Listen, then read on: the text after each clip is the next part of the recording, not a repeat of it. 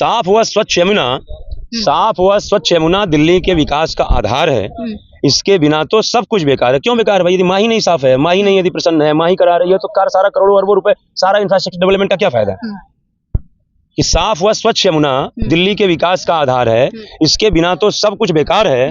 और यदि साफ नहीं होती मेरी यमुना मैया, जिसके गोद में खेले थे कृष्ण कन्हैया, यदि साफ नहीं होती मेरी यमुना मैया, जिनके गोद में खेले थे कृष्ण कन्हैया, और जिनके युग में एक कालिया आया था, जिनके युग में एक कालिया आया था, जिसने माँ जमुना में अपना जहर मिलाया था, वैसे ही इस कलयुग में एक राजनीतिक कालिया आया है।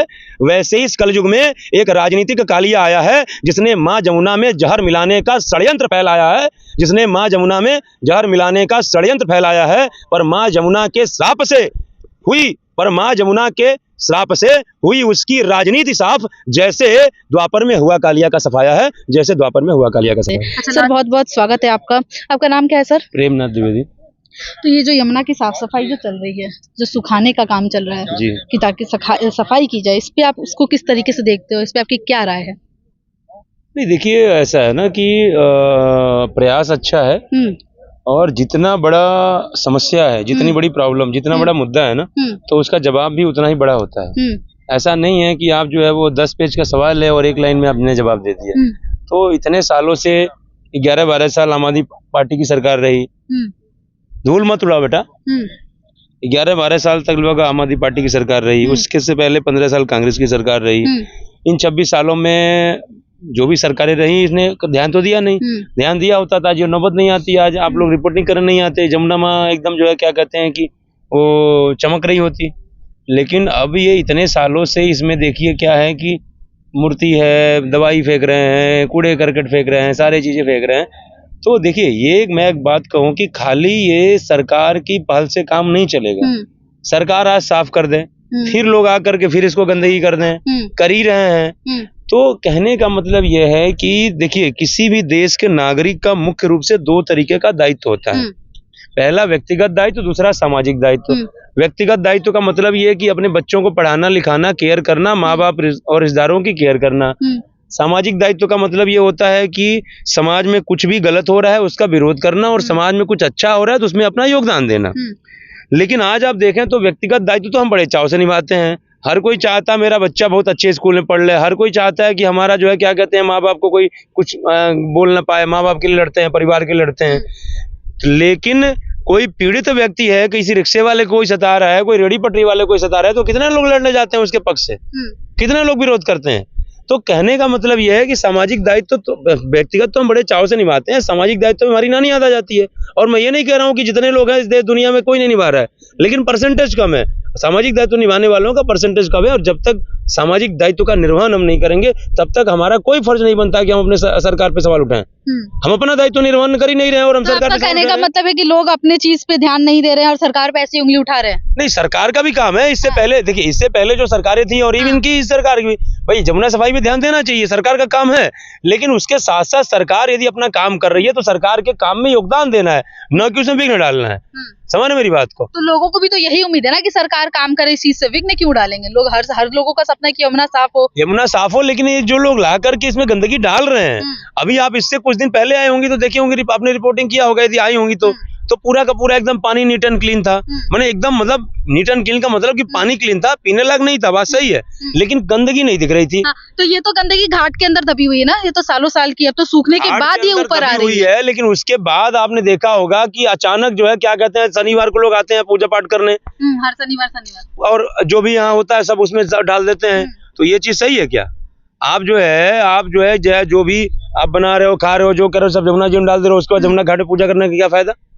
तो ये सब चीजों का ध्यान देना चाहिए सरकार को। ये देखिए, ये अपना काम कर रही, अच्छी बात है। क्योंकि देखिए, जब तक किसी समस्या के जड़ तक नहीं जाएंगे आप, तब तक उसका पूर्ण रूप में उसका निराकरण नहीं हो सकता है, उस समस्या का पूर्ण रूप से निदान नहीं हो सकता है।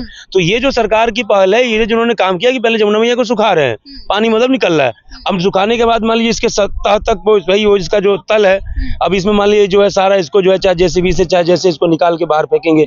अब इसके बाद इसमें इसको करना चाहिए कि जितना यहाँ से किनारे है एक पक्का घाट बना दें, कम से कम एक पक्का घाट बना करके, और एक जो है पूरा जो बाउंड्री और थोड़ा सा वहाँ जो खाली है, और यहाँ कम से कम एक कम से कम एक जैसे कहते हैं सिक्योरिटी की व्यवस्था भी होनी चाहिए कि भाई कोई गलत कर रहा है। और हम तो यही कह रहे हैं कि यदि जमुना मैया में गंदगी फैलाने का कोई भी काम कर रहा है, कोई भी प्रयास कर रहा है, आप एक नोटिस चिपकाइए और उस पे जो है क्या कहते हैं नोटिस चस्पा कीजिए, भैया क्या कहते हैं कि यहाँ पे गंदगी फैलाना अपराध है, ये इस अपराध के तहत आप जो है इस पे आपकी कार्रवाई होगी। और कोई भी आकर के गंदगी फैला रहा है उसके ऊपर सीधा रास्ता लगाइए, अपने आप नानी याद आ जाएंगी। अभी तो ये हमारा कुछ नहीं उखड़ेगा, हमारा कोई नहीं होगा, हमको कुछ नहीं होगा, जिसको जो मन कर रहा है, चाहे पूजा पाठ वाले चाहे जो भी वाले। आप बताइए कि एक तरफ तुम कहते हो हमारी माँ है और माँ में गंदगी घोल रहे हो, माँ का अपमान कर रहे हो, इससे बड़ी और क्या बात होती है। लेकिन लोगों का मानना है कि आस्था का जो सामान है, पूजा मूर्ति, वो गंगा में ही विसर्जित करनी चाहिए, इसलिए लोग आके विसर्जित करते हैं। इस पे क्या कहना चाहोगे आप? नहीं, देखिए ऐसा है कि आस्था का सामान, देखिए कहने का मतलब ये है कि मैं इस बात पे आता हूँ। देखिए पुष्प, मैं आपको आस्था का सामान की बात करूँ एकदम के आगे आ सकते हैं। हाँ। कि वो देखिए मूर्ति भी रखी हुई है, थोड़ा आगे आइएगा, ये देखिए, ये सिर्फ वहाँ पे मूर्ति रखी हुई है। ज्यादातर भगवान से ही जुड़े सभी सामान आपको मिलेंगे, मूर्तियां हो गई, मटके हो गए, भगवान के कपड़े हो गए, नारियल हो गया। देखिए मैं वही बता रहा हूँ आपको कि इस पे एक मिनट मैं बता रहा हूँ। गंगा मैया में या जमुना मैया में या कहीं किसी भी नदी में पुष्प चढ़ाना वर्जित नहीं है। हम पुष्प अर्पण मान लीजिए कर देते हैं, जैसे पुष्प चढ़ा दिए और प्रणाम कर लिए, तो पुष्प भी एक न एक दिन वो सही उसको गलेगा, सूखेगा और वो मिल जाएगा उसे। जैसे आप ये बताइए कि लोग जो दाह संस्कार करते हैं तो नदी के किनारे दाह संस्कार करते हैं, चाहे तो जैसे मूर्ति विसर्जन ये लोग करते हैं, वो चाहे तो ऐसे सीधा उसको विसर्जित कर दे, व्यक्ति को हो जाएगा काम। लेकिन क्या करते हैं, पहले जलाते हैं और जलाने के बाद उसकी राख डालते हैं, थोड़ी सी राख मतलब उसमें मतलब विलीन कर देते हैं। कहने का मतलब यह है कि मूर्ति विसर्जन करना मेरे हिसाब से मैं गलत नहीं है। चलिए आप मान लीजिए पूजा पाठ करते हैं और ले आए आपने विसर्जित कर दिया, लेकिन उसका भी एक स्थान होना चाहिए, एक उसका एक स्पेस होना चाहिए कि मूर्ति विसर्जन यहाँ होगा। हर जगह आके लोग, हर जगह जहाँ होगा वहीं आप डाल दिए, समझ रहे मेरी बात। तो कहने का मतलब एक स्पेस में यदि आप करेंगे तो कल को वो स्पेस पर्टिकुलरली वो स्पेस साफ किया जा सकता है। दूसरी एक बात है कि हम एक तरफ तो आस्था की बात करते हैं और दूसरी तरफ वेस्टर्न कल्चर की तरफ हावी होते जा रहे हैं। वेस्टर्न कल्चर हमारे ऊपर हावी होता जा रहा है। पहले जमाने में जो पूजा पद्धति थी, जो पूजा होता था, हम जो है मूर्तियां मतलब स्वयं भी बना लेते थे और मूर्तिकार से भी लाते थे। तो मूर्तियां प्योर मिट्टी की होती थी, प्योर मिट्टी की होती थी।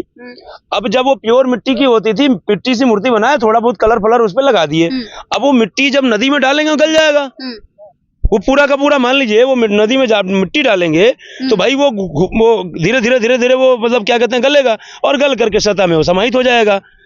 अब लेकिन अब आप देखिए अब ये जो मूर्तियां आप देख रही हैं, अब ये मूर्तियां पूरा का पूरा कहने का मतलब है कि भाई इसको पकाया गया है, अब वो गलने में टाइम लगेगा।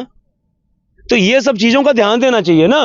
कहने का मतलब यह है कि भाई गणेश जी की पूजा हम मान लीजिए दिवाली में भाई गणेश जी की मूर्ति लाते हैं, साल भर पूजा करते हैं, माँ लक्ष्मी की, गणेश जी की, हनुमान जी की, फिर ले आके विसर्जित करते हैं। तो उसकी वो क्वालिटी भी तो प्योर होनी चाहिए। फैंसी मॉडर्न दिखाने के चक्कर में मूर्तियां हमारी ये बड़ी हैं, हमारी इतनी बड़ी मूर्तियां हैं, हमारा ये है, हमारा ये लुक दिख रहा है। अरे इससे क्या मतलब है? मतलब है आपकी आस्था, भाई एक आपने आकार बना दिया और उस पे आप उसी को देख करके ध्यान केंद्रित करके पूजा कर रहे हैं। तो ये चीजें कम से कम जो है, जब तक हम अपने सामाजिक दायित्वों का निर्वाह नहीं करेंगे तब तक देश का समूचा विकास नहीं हो सकता है। और हमारा जब तक हम अपने दायित्वों का निर्वहन नहीं करेंगे, हमारा कोई अधिकार नहीं है कि हम किसी के दायित्व पे सवाल उठाएं। तो ऐसा तो बात है कि पिछले सरकार पे भी तब किसी को सवाल नहीं उठाना चाहिए लोगों को। क्या कह रही हैं? अगर ऐसा इस तरीके से आपका कहना है तो पिछले सरकार पे भी लोगों को नहीं उठाना चाहिए कि सरकार ने सफाई नहीं की, लोग गंदगी किए जा रहे हैं। सरकार मैंने क्या, मेरी बात आप समझ नहीं पाई। मेरा ये कहना है कि सरकार का काम है, सरकार इंफ्रास्ट्रक्चर डेवलपमेंट से लेकर के सरकार इस पे ध्यान दे, लेकिन सरकार काम कर रही है और हम उसमें अपना योगदान नहीं दे रहे हैं। सरकार अच्छा कर रही है, हम उसमें ला करके सरकार साफ कर रही है, हम उसको गंदगी मिला दे रहे हैं। तो उन लोगों की बात कर रहा हूं जो गंदगी मिला रहे हैं, उनका अधिकार नहीं है वो सरकार पे सवाल उठाएं। जो गंदगी नहीं मिला रहे उनका अधिकार क्यों नहीं है सरकार से सवाल पूछना? दूसरी बात यह है कि ये करना चाहिए, लेकिन इससे पिछली सरकारों ने 2015 में बोला हम जमुना मैया को साफ कर देंगे, नहीं तो हमें वोट मत देना। 20 में बोला हम 25 तक साफ कर देंगे, नहीं तो वोट मत देना। इस बार बोला, तो कहने का मतलब है कमिटमेंट की वेरी इंपॉर्टेंस इन लाइफ। जुबान की कीमत होनी चाहिए। अरविंद केजरीवाल की जुबान की कोई कीमत तो है नहीं, तो जनता ने दिखा दिया। और एक लाइन जरा मैं कह देना चाहता हूँ कि देखिए, तटस्थ रहना जरूरी है। एक तरफ आप कहते हैं कि जो है वो क्या कहते हैं कि मैं बचपन मतलब मैं नास्तिक हूँ, और दूसरी तरफ आप कहते हैं कि मैं हनुमान जी का भक्त हूँ बचपन से। ये दोनों कैसे हो सकता है? नास्तिक भी है और बचपन से हनुमान जी के भक्त भी हैं, कैसे हो सकता है? तो यदि तो ये कटाक्ष शब्द बोल रहे हो, आप किसके लिए बोलना चाहते हैं? किसके लिए? आप लोग पत्रकार हैं, हम लोग को पता होगा किसने बोला। अरविंद केजरीवाल ने बोला। भाई आप कैसे दोनों हो सकते हो? नास्तिक भी हो सकते हो और हनुमान जी के भक्त कैसे हो सकते हो? और हनुमान जी ने तो दिखा दिया ना कितनी भक्ति है तुम्हारे अंदर। जब जो है क्या कहते हैं कि ये जेल से छूट करके आए प्रचार करने, तो पहले हनुमान जी का दर्शन करने गए, तो हनुमान जी ने कहा कि हिंदू होते हुए भी नवरात्रि में जब तुम खा रहे थे अंडा, हिंदू होते हुए भी नवरात्रि में तुम खा रहे थे अंडा, और आज फटी तो पकड़ लिया हमारा झंडा। तो हनुमान जी ने दिखा दिया। तुम हनुमान जी ने कहा कि जब तुम हमारे प्रभु श्री राम के नहीं हुए, उनकी मूर्ति की प्राण प्रतिष्ठा में नहीं गए, तो हमारा भी आशीर्वाद तुम्हारे साथ नहीं है। और देखिए मिला आशीर्वाद हनुमान जी का। हनुमान जी चिल्ला रहे थे पूरे चुनाव भर, क्या आशीर्वाद मिला है? एक लाइन जरा कह देना चाहता हूं, हालांकि होली खत्म हो गई है, लेकिन कि साग पात का घर बना है मुरई का दरवाजा, कि साग पात का घर बना है मुरई का दरवाजा, और अतिशी गई विधानसभा केजरीवाल बजा में बाजा जोगीरा सर। तो जिसको इतना दम्भ था कि मोदी जी को दूसरा जन्म लेना पड़ेगा हमें हराने के लिए, वो खुद ही हार गया। कि भैया बैठे बैठे जेल से चला रहे थे सरकार, कि भैया बैठे बैठे जेल से चला रहे थे सरकार, और जनता अब की ऐसी रैली खुद ही गए हार जोगीरा सर। तो क्या रह गया? मतलब क्या इज्जत रह गई तुम्हारी कि तुमको ये था अहंकार कि मोदी जी को दूसरा जन्म लेना पड़ेगा? तो कहने का मतलब है कि देखिए, हम पूरा देश जितने भी सनातनी हैं यमुना को मां मानता है।